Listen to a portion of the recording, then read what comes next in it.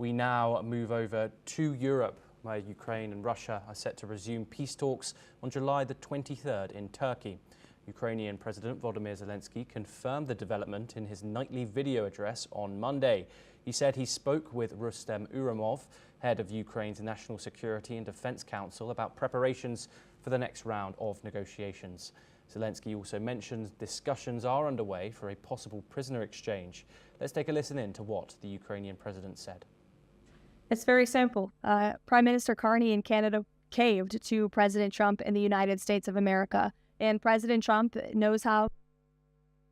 Сьогодні я обговорив з Рустемом Умєровим підготовку обміну та ще однієї зустрічі в Туреччині з російською стороною. Умєров доповів, що зустріч планується на середу. Завтра буде більше деталей.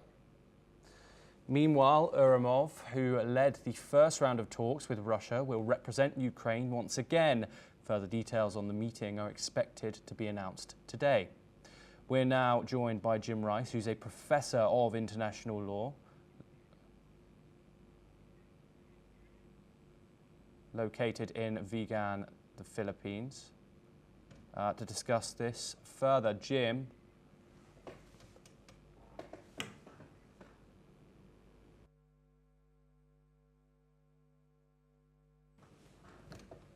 We're now joined by Jim Rice. Apologies for that, it was a technical issue.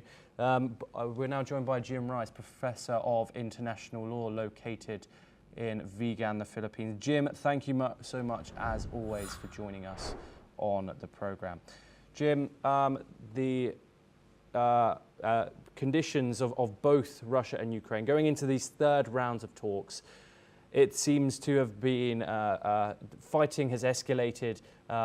Things in the war on the ground don't couldn't be at a worse point currently. If you could, for us, explain the two differing sides right now, and kind of explain to us if you have any expectations for these talks.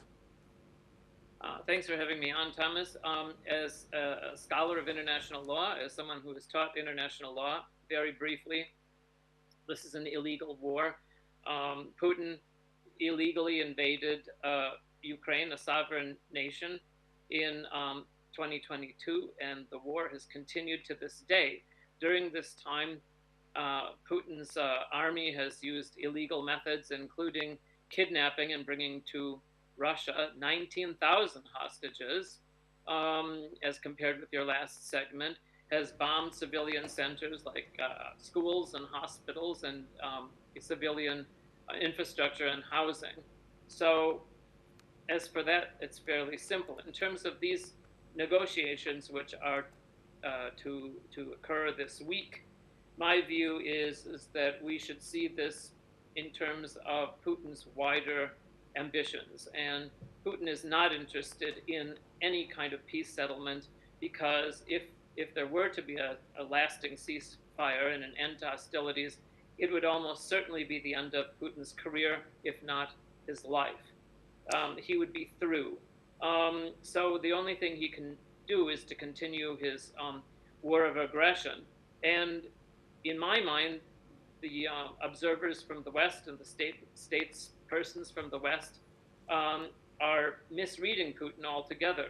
It seems to me that Putin's interests are to, first of all, invade and conquer all of Ukraine, but then go farther by dismantling the Atlantic Alliance and NATO. And he would probably continue to invade, including Poland and the Baltic states. So, in my view, there is this idea of any kind of peace between Putin and Zelensky, or Russia and Ukraine, is a delusion. Yes, Jim, please stay with us as we move on to a related development. Ukrainian President Volodymyr Zelenskiy confirmed the plan of peace talks after calling for faster progress in negotiations. Kyiv says discussions may also include a prisoner exchange, but the Kremlin admits both sides remain far apart on how to end the war. Meanwhile, Ukraine's foreign minister expressed doubt that Russia is willing to negotiate a ceasefire. He also said a summit involving President Zelensky, Putin, Trump and other leaders could be helpful. The last two rounds in Istanbul resulted in prisoner exchanges, but no major breakthroughs. Let's take a listen in to what Minister of Foreign Affairs for Ukraine had to say. І дуже важливо, щоб ці зустрічі, можливість зустрічі у разі узгодження можливої дати, щоб вони були предметні, щоб інша сторона мала мандат обговорювати ті найголовніші питання – закінчення війни, досягнення перемир'я. Поки що ми цього. We're once again joined by Jim Rice to discuss this further. Jim, the Ukrainian foreign minister has described the current situation as being a bridge too far apart for any potential breakthrough. What issues here are most likely to break the current impasse? As far as I understand it, the only thing that can stop Putin would be if he loses. If he loses on the battlefield, or if he believes that he's gonna lose.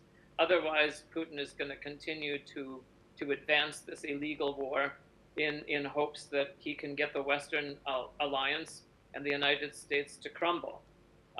And so far, the Trump administration has really failed up until now into putting real pressure on Putin. And to this day, he hasn't done it.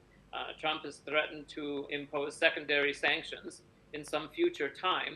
But thus far, these secondary sanctions, which haven't been tried before, haven't been implemented at all. So I believe that Putin is just going to continue to believe that he can stall Trump along and keep fighting, keep attrition on the battlefield, and hoping that the Western alliance will eventually crumble. Because he certainly doesn't have any plans to agree to any kind of peace that any civilized person would understand. Jim Rice, I'm really sorry we have ran out of time. Thank you so much. Always a pleasure having you on the programme. Well, that